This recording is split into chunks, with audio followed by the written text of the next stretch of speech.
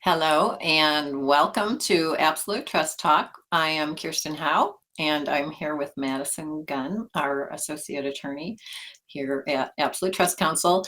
Today we are going to talk about estate planning involving pets, which is going to be a very fun topic. Madison said to me on Monday, "Whoa, it was a great weekend for celebrity deaths. We had a few celebrity deaths over the weekend, and we like to talk about that. And we will a little bit at the end of this episode. But first, you have to have the medicine, and then you get the sugar. So, Madison, why don't you get us started? Yeah. When we first started talking about this as a topic for the show, the Queen Elizabeth had passed away, and it had been brought to our attention that she had stopped breeding her beloved corgis several years ago because she did not want to die and leave all these dogs, in the palace. And, so that's what she stopped. I think she had one dog left. But that didn't stop her son, Prince Andrew, from giving her a dog, at the end, towards the end of her life. And yeah. And so he now has that dog. So that gift got given back so Yeah, he could take care gifting of it. back. But I mean, she had a lot more than just corgis. She bred horses and raced horses. And so one of the things to point out, and I know it's private because she was the queen, but it's likely that any horses that she owned that were not owned by the crown, but owned by Elizabeth, were given to her family through a will. And so these are things that come up for us routinely in estate planning and dealing with people's pets. And so we thought that would be a great thing to talk about. Yeah, and estate planning for your pets is important for a number of reasons. I mean, the first one, of course, is that you love your pets, and you, just like a child, you worry about what's going to happen to them when you're gone. So you can plan for your pets. I think one of the things that maybe people don't necessarily think about is how long some animals can live, right? Yeah. I mean, dogs are anywhere from 8 to 16 years, although, the longer, the rarer. And, the bigger the dog, the shorter the lifespan. But the oldest dog on record is a 28-year-old Australian cattle dog. So that's like a medium-sized dog. And Chihuahuas routinely live 12 to 20 years. I have two of those. So I might need to address that in my estate plan. Yeah. One, I think, is going to live longer than all of us. And he's like 14. So, I mean, he just keeps going. Um, and then for you, cats can live 12 to 18 years. Oldest cat on record is 28. Your cats are two, Two. three. Yeah, Yeah, two. yeah. Yeah. But So, this conversation made me think about that because I haven't really actively done anything about my pets. I have two children, one of whom wouldn't be able to take my cats because he has a dog that we never let his dog near our cats. So, so I have to give that some thought, what I would think would happen. I hope I survive my cats, but yeah, one. you never know. There's several other pets. Those are the most common, right? Dogs and cats. Right. Those are the most common family pet. But there are other things to think about. Koi fish, 25 to 35 years. I mean, for a glorified goldfish, I thought that was very impressive. Just a fish. You Yeah. know, cockatiels, which are, some parrots that you can get at PetSmart, 16 to 25 years. My mom had a cockatiel from before I was born that died well after I turned 21. So, I mean, they live quite a while in captivity. She has a parrots live up to 50 to 65 years. The bigger the parrot, typically the longer their lifespan, which is reverse of dogs. My mom just this week put down a parrot that she had for 27 years. So, I mean, Yeah. and I highly doubt she's gonna get another one, but if she does, we'll have to have that estate planning conversation, Yeah, you know? that's like the Queen Elizabeth thing, Yeah, I'm this old, should I really be getting another one of these pets at this point in my life? Yeah. yeah. I was just impressed that I was like, I don't remember having that bird when I was that, like, young. Like, don't remember having it at that house. It was just I was like, "Really? 27 years? Like, that's doesn't seem like it."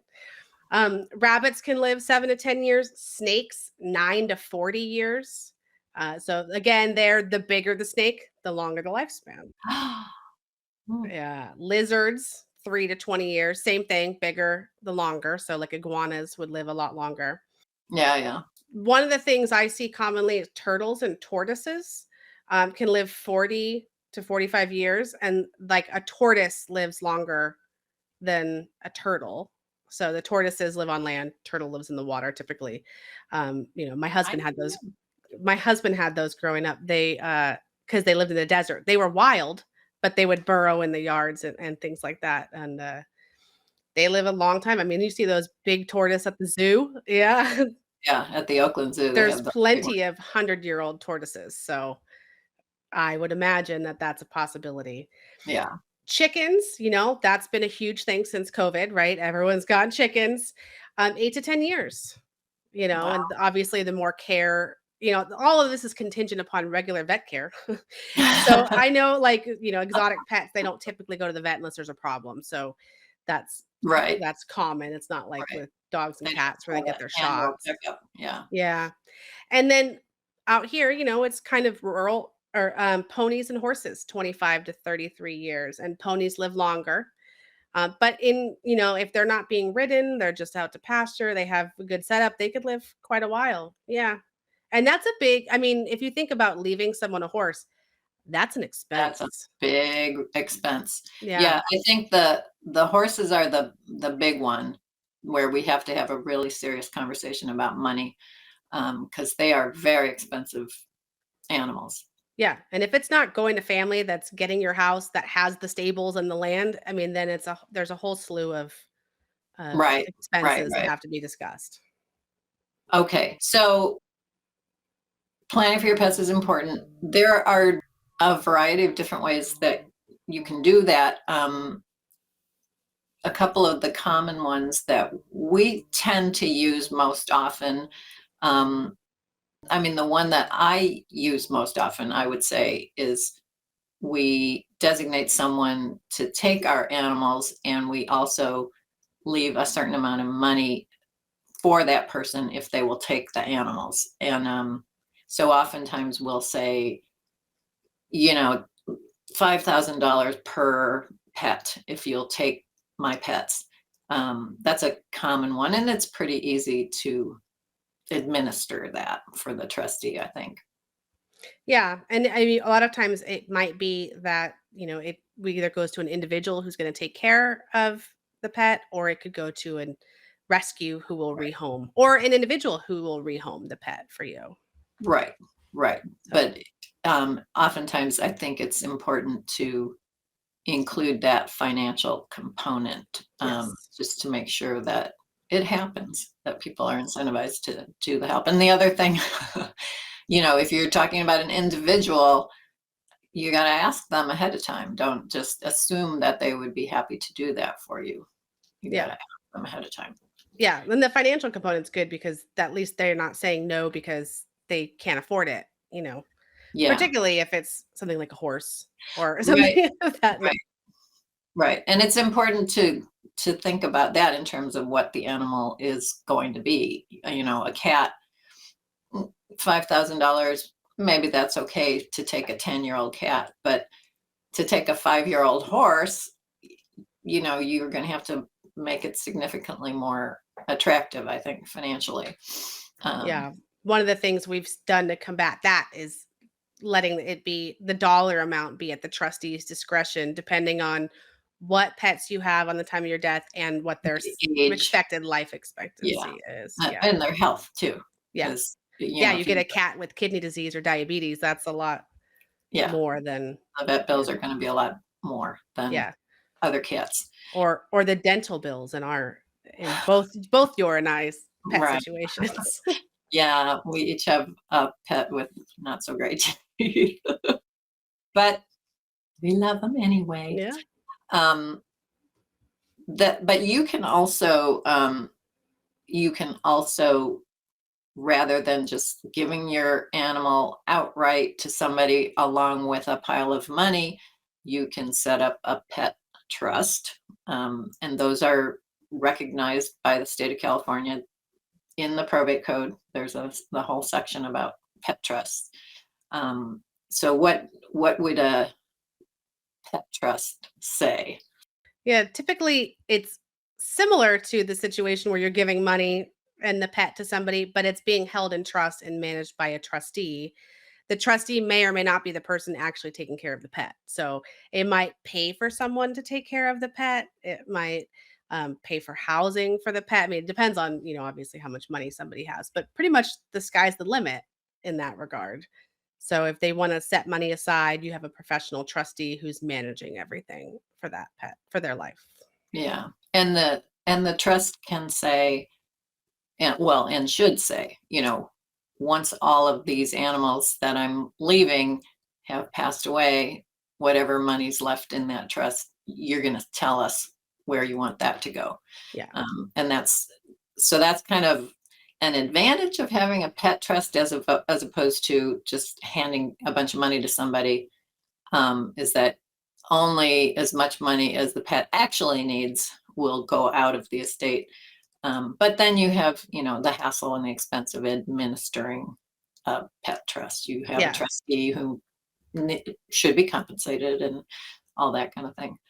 Yeah. So we don't we don't see people setting up pet trusts quite as often, but I do think it's more common in a situation where it's an animal that's going to be very expensive. That's Yeah, I suspect that might be more common with like show dogs and paper dogs that, they have you know, eh, they have a what do you want to call it? A value. more right. more than like they have an actual financial value as Right. opposed to just, the cost it would be to take care of them, but they have the ability to earn their own To income. earn money. Mhm. Yeah. Yeah. Yeah, I'm sure that is true. We haven't had too many of those show dogs through our practice, but we have seen some. I've definitely seen rights to some frozen Yes, specimens go through our trusts that's right. That's right. Yeah, for not dogs. exactly a pet, but Yeah. a future possible pet. Yes. Yes. And I imagine that would be the same for any animal that can earn money, like, pets that are or not pets, but animals that are in show business and things of that nature that they use in movies and Oh TV. yeah, yeah, yeah. And those are technically Pets. someone's pet. I mean, Yeah. I suppose under the law they are their personal property, and even if you're just using them to make money, uh, they technically are your pet, I guess. Um, okay, so are we ready to start talking about and Oh, celebrity and their pet planning? always. That's Um, Madison's forte. I She's know. Well, very good at following celebrities and what they get up to. yeah. This one was fun because I didn't know about a lot of them. I mean, I knew about one, obviously, and then some of them I just didn't even know about. So, the very first one, which I didn't know about, you told me, was Karl Lagerfeld. When he Oh yeah, died a few years ago, he has this cat, Choupette. Is that how you say it? you I'm bet. sure it's Uh-huh. French, so I don't know. A Burmese cat in France that he left 1.5 million to. So we're not sure how he left the money to her. In Germany, where he is from, you could actually leave money to your animal. Oh, In most countries, including France, you cannot. So you have to leave it to someone to take care of the pet or to a pet trust or a charity, but you can't leave money. I mean, how is that pet gonna deposit the that pet money? Like, can't you can't do that. cash checks. Yeah, Yeah. can't pay for food. Yeah, you Yeah. have to leave it to a human. Yeah, But it's that's interesting that in Germany you can. I wonder. That It doesn't seem needs a workable. guardianship now. Yeah. The Oh, pet wants a guardianship. and so somebody has to go do a guardianship. I imagine that's how that would have Maybe. to be. Yeah. Yeah. Maybe. I don't know. I'm like, does it file taxes? Does the animal file taxes? Like what if you have I mean, in this case, Choupette, she makes her own money too. She has her own income. So that has She to be was reported on right. someone's tax return, Right. especially in Europe. She was famous in her own right. Yeah. Yeah. That's yeah, yeah, especially in Europe. That's interesting. Okay. Well, okay. Yeah. And we all well, those of us of a certain age anyway, uh, know about the most famous, perhaps, pet bequest of all time, Leona Helmsley. Yeah. So she was a famous New York City landlord, right?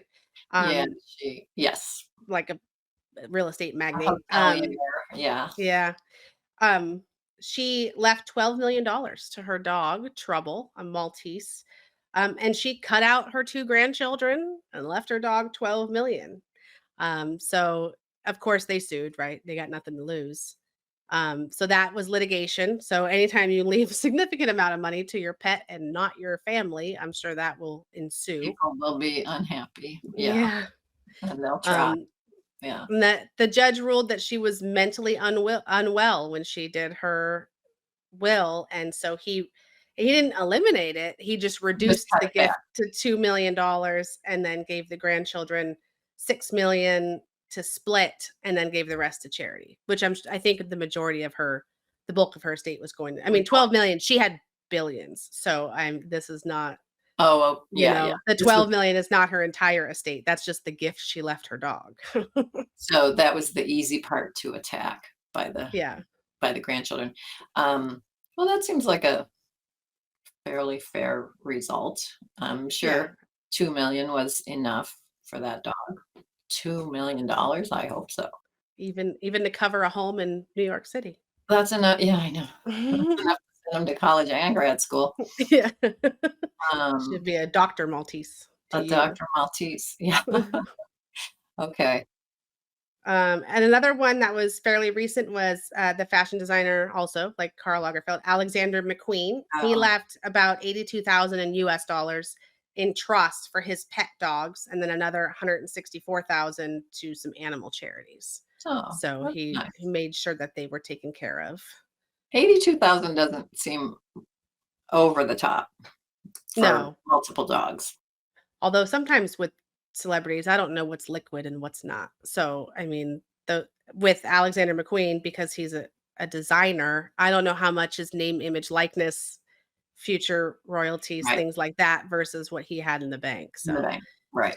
that can That's be, true, so the 82 could have been a big chunk of yeah, what he had liquid to give away. yeah. All that income versus assets questions. Right, right, right. Yeah.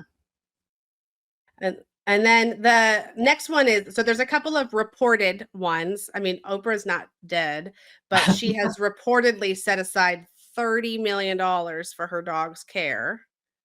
So, I mean, I think she's got like 3 or 4, or did, like, little poodle mixes of some sort. But I mean, Hmm, that's a lot. that is a lot. That's like, I wanna maintain until the end of their lives 3 of my homes Yeah, so that my dogs can fly around the world, stay in Montecito, stay in wherever else, I don't know. Maui. Yeah, She for has been sure. Yeah. around, yeah.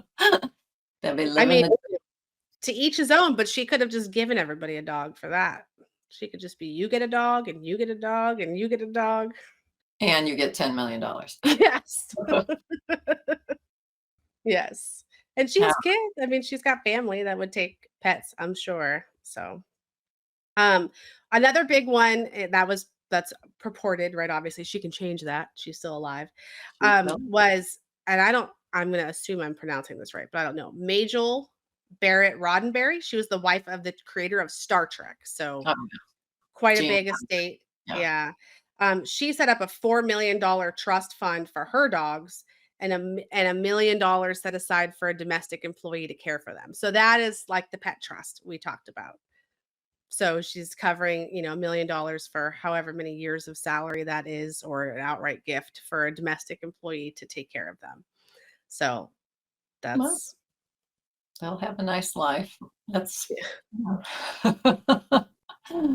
okay. Sometimes it would be a little bit better if you could find out what kind of dogs they were, or, all that Mhm. detail. Like, are they real fancy? They need a lot of grooming. Some of those dogs, I can't even imagine what the grooming bill would be for those, like Hmm. like a Pekingese or Where they something have to like have that. haircuts all the time. Yeah, and Yeah, and like have their brushed every toenails day. painted and Yes, that is the new style. People get their dogs fur colored.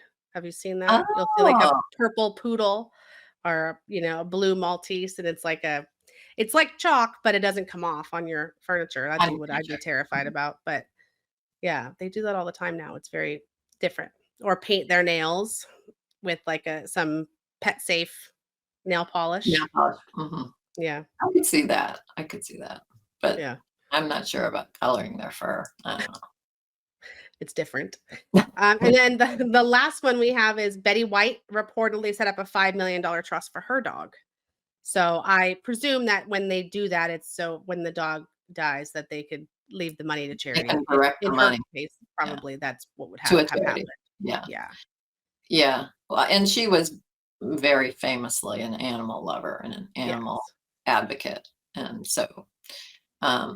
that's We'll have to not. keep you posted when we hear about Bob Barker's estate. Did he have a lot of pets? No, but he famously was like, spay and neuter. Oh, That was that's true. his Yeah, thing. that's true. He'll be, So I imagine he would have left money to whatever his thing was, whether it be the SPCA or, yeah, you know, some charity. whoever Well, sponsored that. and we might not ever find out, Yeah. if everything goes as we would hope, it will be private. That's Yes. the goal in the If state the plan. if the estate plans are set up right, we shouldn't know anything. We shouldn't know anything other than this person died.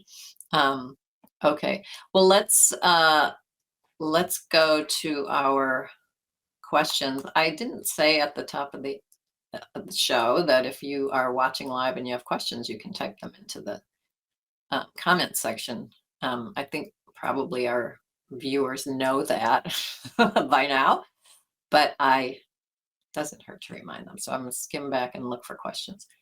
Make sure I don't miss any. Okay. So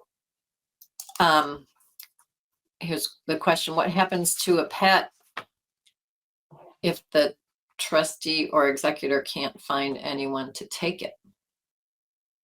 Yeah, that's a good question, and it's up to your trustee or executor. So it could be that they have to look for rescues, see if they can have it rehomed in that way, like drop it off at a rescue to do that due diligence. If there is no provision, or you don't have an estate plan, or they can't find anybody, I mean, the only option would be the pound, which of Right. course is not the ideal option. Yeah, and not all pounds are no kill. They Right, might and be. also it depends on what pet, because some Mm, pets get adopted out really quick out of the pound and some do not. Like small dogs go fast. If you have a pitty, that's not yeah, gonna be a they're a good lot harder. Yeah. option. Yeah. Or they say black cats are the last to be adopted. So if you have a black cat, that can be more difficult. And I'm Oh, sure adult cats are different harder. too. I Yeah, mean, everybody wants a puppy and a kitten, right? sure. Except for me, because I'm like, just give me one already trained. One that's trained. Yeah, yeah, yeah. And if there isn't a written authorization for the trustee or executor to give money along with the animal, they can't do it. They just got to find someone who'll take the animal for free. So that's an important point to consider. Um, Yeah. okay. All right. How can you make sure that the trustee of a pet trust is doing their job? Well, you could put that in the trust. I mean, I would hold them accountable in a regular trust that's leaving money to your Right. children. The trustee has to provide accountings to those children. Obviously, having the trustee provide an accounting to your pet is not going to be helpful. That's not going to go anywhere. Right. But you can make sure that they have to provide an accounting to somebody. It can be whomever you choose, just to keep them honest in that regard. You can, that's Yeah. all. I mean, you can do that at any time, regardless of the type of trust, but you would Right. want to certainly want to add somebody into a pet trust. Right. And I mean, that's always part of the special needs trust that we write for our clients is, if we have a beneficiary who's not going to be um, able to read and understand their accounting, we need to have somebody else who will, keep an eye on the trustee. Yeah. And, I mean, and they just changed the law for if the trustor becomes incapacitated, they have to provide the accounting to the subsequent beneficiaries, because right. providing an accounting to an incapacitated beneficiary is moot. The It's same not a as not checks and balance. providing the Yeah. accounting. Yeah, yeah, yeah. And actually, the California statute allows the pet trust statute allows a broad range of interested people to bring a petition in court and hold the trustee accountable for their actions. Normally, the people who are allowed to do that are basically the beneficiaries, the people who have some interest in the trust. But with a pet trust, it could be any charitable organization that's mission is to take care of animals. And it's a broad range of people who can just come to the court and say, hey, I'm worried about this animal, or I'm worried that this trustee isn't spending the money correctly on this animal. So makes the pet trust different from other trusts. Yeah. Anytime you have to be beholden to PETA, that would inspire you to fly straight in that regard. Yeah, it might be hard to get their attention if we're just talking about a koi fish, but yeah. But that's an important point. Okay, I'm going to just scroll all the way down one more time and make sure I didn't overlook anybody. Madison, any final words about planning for your pets? Yeah, I think you should certainly everyone should take a look at what pets they have. I mean, I obviously am not too worried about planning for my pets right now. I'm pretty sure I'm going to outlive them, but I'm pretty sure I'm never going to be without a pet. So that's something that I have to plan for, but it can be so much as researching rescues in your area. Like I've heard of rescues that will just take your animal. Like there are plenty of rescues if you have a horse that just put your horse at the pasture and take care of them. It's not like they just immediately adopt it out to a private citizen. It's like, an old folks home for pets. And there are people and it for other breeds, other species too, cats, dogs, but you have to decide what you want. You have to look at if you have multiple pets, do you want them to all have to stay together, or is there a good break? Like we were talking about your cats, there's a good break that, no one's going to be heartbroken if you split them a certain way. So those are things that everybody should consider. We suggest people with children and special needs children to write letters about how their children are. It would be a good idea to have some sort of information about your animal, whether it be an ongoing medical condition, a personality trait or disorder, depending on what type of animal you have, things like that, so that your trustee has a good place to start if you're, not giving direct instructions in that regard. But I mean, it would help them rehome. The whole goal is to make things as easy as possible on your trustee, I think. Right. Yeah, I do like that idea of leaving behind a side letter, that just talks about the peculiarities of your pets. Yeah, we each have a pet that we would say, don't let them free eat. Right. Don't leave the bowl of food out for them 24/7. Or if there's multiples, you got to feed them separate. You got to feed them separate. Yeah, or there's going to be a health issue, or whatever the case may be. This one likes this toy. It's got emotional support stuffy. Little things like that we know about our pets, but we don't always share it. Right. Although you and I do. Well, yeah. We know too much, probably. Better than talking about work. Yeah, that's more fun than talking about work. All right. Well, thanks, Madison. And thank you all for joining us. I hope you maybe learned something and had a little bit of fun today. We look forward to connecting with you next time. Thank you for joining us today for another episode of Absolute Trust Talk Live. If you enjoyed listening in, then don't forget to subscribe. You can find us on Apple Podcasts or wherever you may listen by searching Absolute Trust Talk. While you're there, we would also love for you to leave us a review. And then why not share your favorite episodes with family, friends, or colleagues too? You can find all of our shows and corresponding show notes by visiting absolutetrustcouncil.com. You'll also find a variety of other free resources, including our ebooks, videos, blogs, presentations, and more.